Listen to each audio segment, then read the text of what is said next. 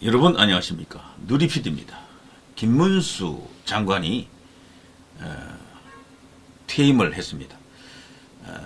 퇴임 연설을 제가 들어봤는데요. 그야말로 박정희 대통령의 현신이다라고 생각될 정도로 너무도 이미지가 비슷해요. 외모, 체격 이런 것도 비슷하지만 그 기품이랄까 그 느낌이 아주 닮았다라고 생각됩니다. 20년 이래로 노태우 대통령 이래로 이제 보더라도 대선 주자급 정치인 중에 과거 이인재 의원이 박정희 대통령과 닮았다라는 그런 어떤 평도 있었습니다만, 이인재 의원의 합치율이 한 50% 정도 된다 그러면은 이 김문수 전 경기도지사 직전 고용노동부 장관 이분은 말이죠, 합치율이 거의 한 80% 이상이 아닌가 싶습니다. 전체적으로. 박정희 대통령이 갖고 있는 그 카리스마도 당연히 있고요. 부드러우면서도 강한 그런 이미지를 갖고 있죠. 김문수를 좀 아시는 분들은요, 김문수를 이야기할 때 차돌이다 그래요. 차돌. 보기는 굉장히 사람이 유순해 보이잖아요. 실제 부드럽습니다. 말도 목소리도 크게 내지도 않아요. 나지막한 목소리를 갖고 있잖아요. 연설할 때는 다소 톤을 올리지만 평소에 대화할 때는 목소리가 잘 안 들릴 정도로 작은 목소리로 이야기합니다. 그래서 연설할 때도 마이크가 있는데도 불구하고 마이크가 꺼졌나 할 정도인데요. 대중 정치인에게는 이게 어떻게 보면 핸디캡으로 이제 보일 수도 있겠지만, 김문수 장관에게는 그게 핸디캡이 아니고 오히려 장점으로 작용하는 거죠. 오만함, 거만함이 요만큼도 없습니다. 그야말로 겸손 그 자체 이렇게 볼 수가 있겠죠. 그리고 말이죠, 사람이 인격적 그 자질 가운데 큰 장점 가운데 하나가 일방적이지 않습니다. 김문수 장관은 절대로 상대를 먼저 일단 역지사지하는, 배려하는 그 마음, 그 정신을 원래부터 갖고 있었던 것 같아요. 이제 이렇게 사회생활, 정치생활 쭉 하시면서 그런 것들이 더 이제 강화됐겠지만 기본적으로 그런 기품, 인품을 갖고 있는 분이다라고 생각이 됩니다. 인격적으로, 교양적으로는 가장 완벽에 가까운 인물이 아닌가 저는 그렇게 봅니다. 개인적으로. 사람들이 지식은 많을 수가 있지만요, 그거를 인격으로 승화시키기는 참 어렵습니다. 많이 안다고 다 인격적인 건 아니거든요. 그냥 그건 머리가 좋은 것이거나 아니면은 학문적으로 지식적으로만 아는 것이지 실제 그것과 인격을 동일시하는 것은 조금 어폐가 있잖아요. 그런데 아는 것과 언행일치, 지행합일 이런 관점에서 보더라도 김문수 장관은 거의 완전체다라고 저는 개인적으로 그렇게 봅니다. 심지어는요, 윤석열 대통령의 업그레이드판이 김문수예요, 사실은. 정신면에서, 멘탈면에서. 그리고 걸어왔던 길을 보더라도 그렇고. 이분은 왼쪽에서 오른쪽으로 오신 분이잖아요. 원래 왼쪽에서 오른쪽으로 오는 사람들은 많습니다. 많은데 그런 사람들 중에 가장 완전체에 가까운 전향을 했다라고 볼 수 있겠죠. 그래서 지금 좌익에서는 김문수 장관을 일러서 극우다라고 이렇게 이제 비난을 하고 공격을 하죠. 근데 이분이 극우가 맞습니까? 전혀 아닙니다. 극우가 전혀 아니고요. 있는 그대로를 말하는 거죠. 특히 역사관, 국가관 이런 것들은 헌법에 나와 있는 대로 이야기하고, 우리 역사가 이 거짓의 기록이면 안 되잖아요. 특히 우리가 지금 살아있는 상태에서 다 알고 있는 것들, 현대사들, 여기에 대해서 좌익들은 거짓으로 일관하고 있습니다. 그것으로 그냥 정치를 하고 있다 해도 과언이 아니죠. 그 허구를 깰 인물이 누구냐라는 겁니다. 그 허구를. 5.18부터 시작해서 말이죠. 그리고 또 건국에 대한 개념들, 수없이 많은 어떤 역사적, 쟁점들이 있죠. 거기에 대해서 분명한 올곧은 가치를 갖고, 역사를 바로 세울 수 있는 인물. 역사를 바로 세운다라는 것은 국가를 바로 세우는 것과 같은 이야기죠. 자, 그런 김문수 장관이 정말 조심스럽게, 정말, 6월 3일 치러지는 대통령 선거에 나서기로 했습니다라고 출사표를 던졌죠. 오늘 장관 퇴임사가 바로 출사표였었는데요. 우리 언론에서 이제 일찍이 알리고 있습니다. 보수 잠룡 선두 김문수 대선 출마 이후에 오늘 장관직 사퇴했다. 이렇게 쭉 나와 있습니다. 대통령 국민변호인단 해산 검토. 자, 김문수, 황교안 두고 이견, 이것은 무슨 이야기일까요? 아마 누구를 지지하느냐를 놓고 다소 간에 이견이 있는 것 같습니다. 황교안으로 가자라는 어떤 목소리도 일부 있는 것 같아요. 대통령 탄핵 국민에서 탄핵 반대라는 목표로 단일대오였지만 대통령 파면 이후 조기 대선 국민에서 김문수 고용노동부 장관, 황교안 전 국무총리 등 인물과 국민의힘 지지 여부를 두고 이견이 있는 것이다. 예, 황교안 전 국무총리를 지지하는 사람들도 있죠, 일부. 근데 이게 통하려고 하면 지지율에서 나와야 됩니다. 황교안 전 국무총리는 지금 지지율에서 지금 잡히진 않잖아요. 그리고 황교안 국무총리 이름을 빼서 그런 게 아니고, 그것도 그렇지만 한국갤럽 여론조사에서 이름이 나와야 돼요. 거기는 사람을 불러주지 않습니다. 뭐 여러 사람 불러주고 누구를 지지하십니까가 아니고요. 그냥 주관식이에요. 6월 3일 치러지는 대통령 선거에서 선생님께서는 누구를 지지하십니까? 이렇게 묻거든요. 주관식으로 물어요. 그때 황교안이라는 이름이 나와야 돼요. 그 이름이 1%가 넘어가게 되면, 지지율이 1%가 넘어가게 되면은 지지율 조사 발표할 때 나옵니다. 김문수 장관은 그렇게 뜬 거예요. 아무도 김문수 장관을 여론조사에 넣어주지 않았어요. 갤럽에서 그게 나왔던 겁니다. 근데 처음에 나올 때 충격적으로 4점 몇 프로 나와버렸죠. 이게 컸던 겁니다. 그러니까 황교안 총리를 세우려고 하면 딴 것은 어렵고요. 그 갤럽이라고 하는 여론조사, 그게 어쨌거나 유일한 창구다. 저는 그렇게 봅니다. 거기서 지지율 최소 1%를 넘겨야 됩니다. 2%, 3% 이렇게 나오면은, 이제 이 주자군에 들어올 수가 있는 조건을 만들 수 있다. 이렇게 이제 볼 수가 있겠죠. 자, 아무튼, 김문수 장관이 이런 식으로 이제 퇴임을 했습니다. 퇴임 제가 중계방송을 쭉 보니까 말이죠. 고용노동부 장관으로서 이 직원들하고, 어떤 관계를 맺었는지, 충분히 느껴지더라고요. 전부 거기 남아있던 차관 이하 고용노동부 이제 직원들이 김문수 장관을 존경하는 듯한 느낌을 제가 받았습니다. 그건 인격적으로 존경심이 들어가 있다라고 느껴졌는데요. 그러니까 이분은 제가 볼 때 우파에서 보수에서 내세울 수 있는 많은 주자들이 있습니다만 가장 흠없는 인물이에요. 흠 잡을 데가 없습니다. 이 보수 주자 중에 가장 큰 조건 중에 한 개는 흠이 없어야 돼요. 그리고 치명적인 흠을 갖고 있으면 안 됩니다.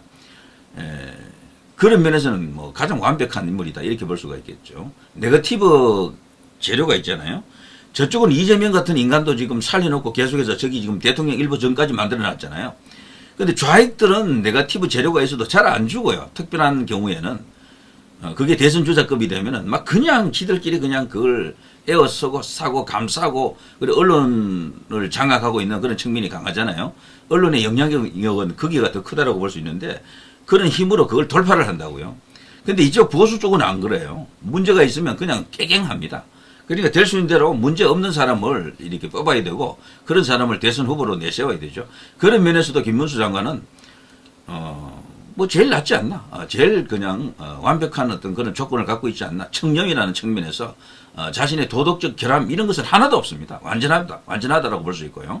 그리고 이제 능력도 이미 검증이 됐고 경기지사 할 때 많은 업적을 갖고 있거든요. 자, 그런 것들과 함께 그리고 경력, 경륜 이런 면에서도 김문수 장관과 지금 견줄 만한 사람은 홍준표 정도밖에 없겠죠. 자, 그렇지만 홍준표도 은근히 지금 김문수 장관이 신경이 쓰이는가 봐요. 문수형하고 나하고는 다르다 이렇게 이야기하더라고요. 문수형이래요. 나이가 은근히 자기가 적다라는 걸 지금 과시하려고 그러는 겁니다. 자기는 아직 70도 안 됐다. 문수형은 70대 중반이다. 이걸 지금 강조하려고 하는 거죠. 70 중반이라고 해도요. 김문수 장관은 제일 건강할지도 몰라요. 턱걸이도 잘하잖아요. 그게 유튜브 가보면은 턱걸이 영상 보십시오. 그 나이에 그런 턱걸이를 할 수 있는 사람도 거의 없고 그리고 얼굴이 동안이잖아요. 그러니까 신체적 건강 이것은 아무 문제가 없다. 정신적 건강, 신체적 건강 여기에서는 아무 문제가 없는 거죠. 자, 아무튼 드디어 김문수가 이제 출사표를 던지고 출진했습니다. 앞으로 어떠한 여론 동향이 일어날지 이제 관심을 갖고 지켜봐야 되는데요. 자, 끝으로 김문수 장관이 오늘 퇴임사 겸 출사표를 던진 그 연설 정말 건조한 연설입니다. 건조하지만 울림이 있습니다. 여기에 헛말, 소위 말해서 수사, 미사여구 이런 것을 잘 쓰지 않아요. 정말 이분은 분명합니다. 자, 때문에 너무도 꾸밈이 없기 때문에 그것이 단점이면서 장점인 그런 사람이죠. 서민 그 자체입니다. 그야말로 보수에서 도저히 찾을 수 없는 서민이다 이렇게 볼 수가 있겠어요. 가진 재산도 많지 않는 분이고요. 자, 이걸 한번 여러분과 함께 들어보고 김문수에 대한 이야기를 조금 더 나누겠습니다. 제가 작년 8월 30일 장관으로 취임한 이후 우리 국가적인 과제인 노동개혁을 위해서 저와 함께 하시느라 고생이 많으셨습니다. 그러나 아쉽게도 오늘 이 자리에서 여러분께 작별 인사를 드리게 됐습니다. 지금 대한민국은 어려움에 처해 있습니다. 대통령께서는 고리되셨고 민생은 고단하고 또 청년들은 미래를 꿈꾸기 어려운 현실에 놓여 있습니다. 지금이야말로 위대한 대한민국을 다시 일으켜 세워야 할 때입니다. 저는 오는 6월 3일 실시되는 대통령 선거에 나서고자 합니다. 1970년대 한일 도르코 노동조합 위원장으로 노동계에 첫 발을 내디딘 뒤 50년 가까운 세월이 흘렀고 마침내 근로감독관 여러분과 함께 노동자들을 위하여 일하게 되었습니다. 한때 노동조합 위원장으로서 월급을 제때 받기 위해 단체 행동을 하던 시절이 있었습니다. 이제는 부당 노동행위나 체불임금이 있으면 근로감독관님들이 나서서 신속히 해결해주는 좋은 시대가 됐습니다. 제가 장관으로 내렸던 첫 번째 지시는 임금 체불 근절이었습니다. 어려운 경제 여건 속에서 일거에 해결은 못했지만 근로감독관 여러분들께서 정말 열심히 뛰어주셨습니다. 체불임금의 40%가 퇴직금이라는 구조적 한계를 마주하며 퇴직연금 의무화도 추진했습니다. 임금 체불 피해 근로자와 노동약자들이 가장 먼저 찾는 민원실을 고객들께서 만족하실 수 있도록 개선하고자 했습니다. 앞으로도 지속적인 개선이 필요하다고 생각합니다. 최근 산업 환경이 빠르게 변하고 있습니다. 플랫폼 시대, AI 시대에 새로운 직업이 생겨나고 기존의 대공장 체제 근로기준법만으로는 보호하기 어려운 노동약자들이 생겨나고 있습니다. 지난 겨울 쉼터에서 만난 배달 종사자들, 올해 초 평화시장에서 뵌 청소 경비 근로자들처럼 노동 현장에는 여전히 보호와 지원이 절실한 노동약자들이 많이 계십니다. 노동약자 보호법이 하루빨리 통과되어 이들의 눈물을 닦아주기를 기대했습니다만 아직 국회에 계류 중입니다. 법 제정을 위해 계속 노력해 주시고 저도 함께 하겠습니다. 무엇보다도 가장 마음이 아픈 것은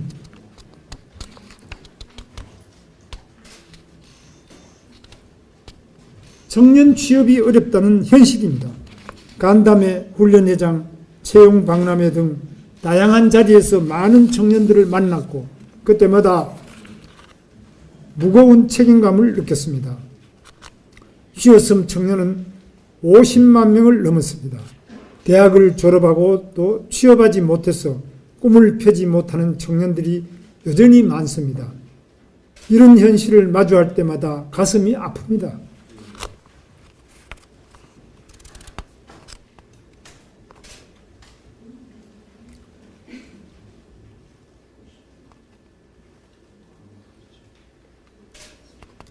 미래의 주역인 청년들에게 기회의 문을 열어주는 것, 그것이 지금 우리가 가장 먼저 풀어야 할 노동개혁 과제입니다.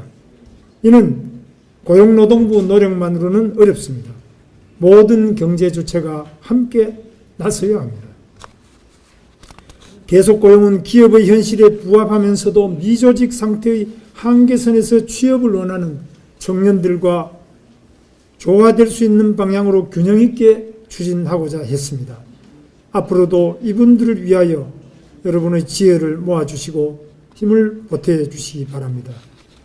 어려운 환경에서도 청렴도 1위, 정부 업무평가 우수부처, 주목받는 부처 1위가 된 우리 고용노동부 가족 여러분이 자랑스럽습니다. 지금 중국발 저가 상품이 밀려오고 미국발 관세 충격이 우리를 엄습하고 있으며 AI 시대가 일자리 형태를 바꾸고 있습니다. 이 삼각파도 앞에서 고용노동부가 해야 할 일은 너무나 많습니다.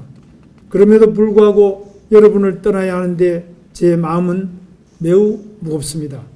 저는 앞으로도 더 낮은 곳에서 더 뜨겁게 일할 것입니다. 기업이 활력을 되찾고 더 많은 고용을 창출할 수 있도록 도사가 대화와 타협을 통해 상생하고 노동자의 삶이 더 나아지도록 계속 힘을 보태겠습니다. 장소는 달라도 마음은 늘 고용노동부 가족 여러분과 함께 하겠습니다. 저는 이제 새롭게 앞으로 위대한 대한민국을 향하여 나아가고자 합니다. 고용노동부 가족 여러분, 그동안 여러분과 함께 할 수 있었던 시간이 행복했습니다. 여러분, 사랑합니다.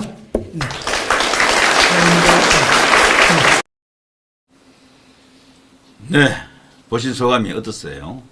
너무나 담백하잖아요. 정치인들이 수사도 좀 이렇게 미사여구 넣고 말이죠. 이렇게 화려한 그런 언사를 많이 동원하는데 이분은 너무 담백합니다. 그야말로. 그러니까 군두덕이 없고 이 거짓이 없는 사람이야. 이런 사람들은요. 믿으면 확실하다. 이제 이런 생각이 들고. 자, 김문수 장관이 이분의 출사표를 이렇게 보면서 말이죠. 한 5, 6분 되는데요. 이분은 아마 대선 레이스를 펼치더라도 네거티브는 전혀 안 하실 것 같아요. 네거티브. 이재명 공격이라든가 민주당 공격 이런 거 없이 그냥 미래 비전만 갖고 싸울 것 같습니다. 이것 또한 큰 장점일 수도 있겠어요. 큰 장점. 이재명을 시원하게 까주기를 기대하는 그런 국민들도 많죠. 그렇지만 이것은 김문수라는 정치인의 스타일하고는 맞지 않는 것 같습니다. 누구를 비난하는 걸 본 적이 거의 없어요. 이분은 제 개인적으로. 정치인으로서 누구를 험담을 했거나 비난한 적은 문재인밖에 없죠. 문재인. 문재인은 지금 당장 사형에 처할 인간이다라고 말했을 정도로 그것도 천하가 다 보는 상태였어요. 국회에서 그 발언을 했던 인물이고요. 그러니까 공인은 차고도 넘치는 거죠. 그렇지만 사적으로 어떤 정치적 작은 이익을 위해서 상대를 공격하는 비난하는 그런 스타일의 정치는 아닙니다. 자, 그게 이제 김문수라는 사람의 장점일 수도 있고요. 단점일 수도 있어요. 왜냐하면 상대를 잘 때리면은 지지율이 많이 올라가거든요. 이제 그걸 잘 했던 인물 중에 한 명이 한동훈이었었는데, 근데 지나놓고 보니까 깨작거리는 그런 수준의 발언이었다라고 하는 그런 평가가 많습니다. 실제 아무 결과가 없거든요. 그래 놓고. 아무것도 해놓은 게 없다니까. 자, 그런 게 있고 말이죠. 홍준표도 또 열심히 그 대회를 쓰겠죠. 상대를 공격하는 그런 어떤 정치인 부류에는 홍준표도 들어갈 겁니다. 자, 그런데 말이죠. 지금 우리나라에서 유력 정치인들은 대부분 법대 출신이 많아요. 법대 출신.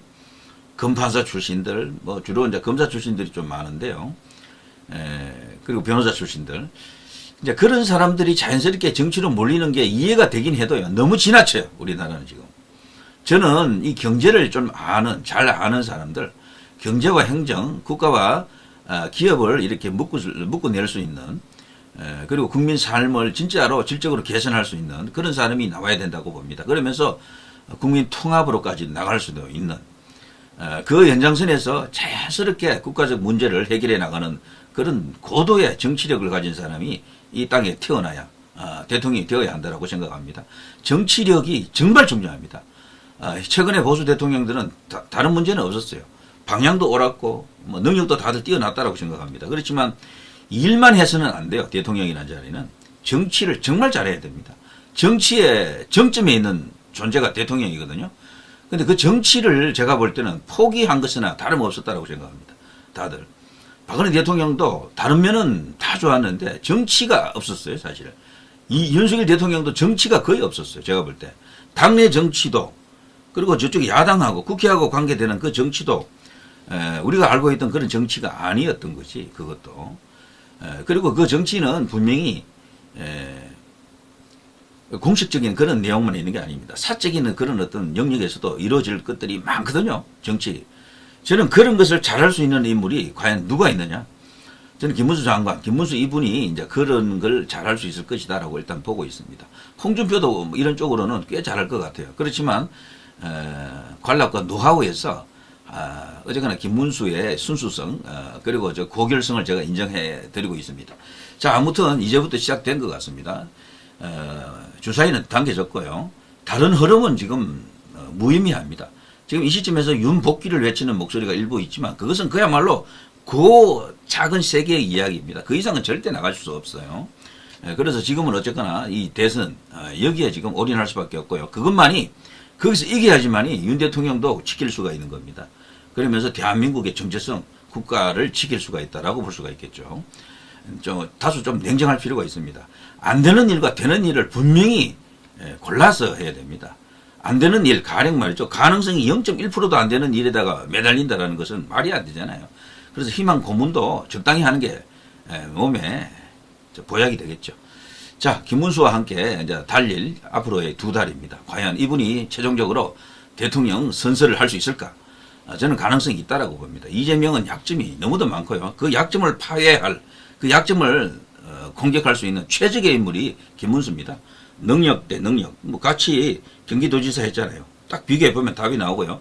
청렴성, 누가 더 이렇게 나쁜 인간인가, 그 대결해봐도 뭐 게임 끝나고요. 이재명이 뜬 이유 중에 한 개는 그 서사 드라마가 있어요. 손가락 잘리면서까지 뭐 이렇게 견섭공으로 쭉쭉 뭐 이렇게 하면서 소위 이제 개천용이 된 그 이야기가 있거든요. 그거를 누를 수 있는 유일한 인물이 또 김문수입니다. 서사 드라마에서도 이 사람이 이길 수 있다라니까요. 그리고 여러 가지 미래 비전에 있어서도, 인품에 있어서도, 뭐 인격에 있어서도 다 이렇게 이재명에 비해서는 상대적 우위를 점할 수가 있습니다. 지지율만 조금 더 올려주고, 그리고 이제 본격적으로 조직이, 김문수 이분에게 조직이 지금 생겼을 것으로 좀 봅니다만, 그 조직이 풀가동되면 훨씬 더 유리한 정황을 만들어낼 것으로 봅니다. 지난번에 국회에서 그 노동 관련 어떤 그 정책 토론회입니까? 그거 할 때 보니까 국민의힘 의원들이 무려 50여 명이 그 현장에 나타났었죠. 이제 그 사람들이 김문수를 중심으로 모일 가능성이 크다라고 또 이제 그런 측면도 있습니다. 자, 아무튼 이미 이제 시작됐습니다. 김문수 장관이 이번에 그 퇴임사 할 때 보니까 그야말로 이제 여유가 있는 가운데서도 비장함이 느껴지더라고요. 그렇지만 비장함만 있어서는 안 돼요. 여유도 있어야 됩니다. 그래야지만이 여러 가지 어떤 그 대응이 가능합니다. 승리의 어떤 방정식을 찾아낼 수 있다, 이렇게 볼 수 있겠죠. 저는 개인적으로 이분이 법대 출신이 아니기 때문에 더욱더 기대가 갑니다. 경영학을 전공했잖아요. 그리고 또 산업 현장에서 노조위원장 뭐 등등 하면서 그런 것도 겪어봤고, 그러니까 실물 경제, 그리고 또 정치를 생활화할 수 있는 그런 어떤 모든 자질과 조건을 갖추고 있는 인물이다, 이런 생각이 드네요. 자, 그래서 더더욱 이제 기대가 큽니다. 자, 누리 PD 김준희였습니다.